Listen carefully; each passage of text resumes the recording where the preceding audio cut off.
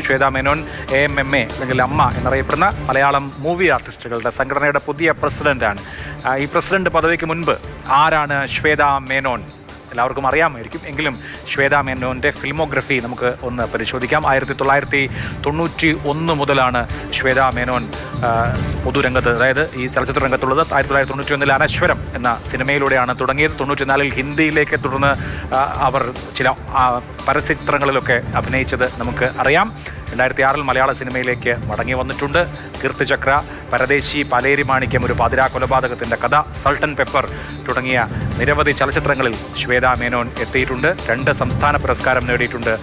സൾട്ടൻ pepper, Paleri മാണിക്യം, അതുപോലെ തന്നെ പാലേരി മാണിക്യത്തിനും സൾട്ടൻ പെപ്പറിനും പുരസ്കാരം നേടിയിട്ടുണ്ട്. അതുപോലെ തന്നെ രതിനിർവേദത്തിൻ്റെ റീമേക്കിൽ ശ്വേത അഭിനയിച്ചിട്ടുണ്ടെന്ന് നമുക്കറിയാം. ബദൽ എന്ന് പറയുന്ന സിനിമയാണ് 2024 പുറത്തിറങ്ങിയ സിനിമയാണ് ശ്വേതാ മേനോൻ്റെ ചലച്ചിത്രങ്ങളിലെ അവസാനത്തെ സിനിമ. അങ്ങനെ എന്തായാലും ഈ സംഘടനയെ ഉഷാറാക്കാൻ ശ്വേതാ മേനോന് കഴിയട്ടെ എന്ന് നമുക്കും ആശംസിക്കാം.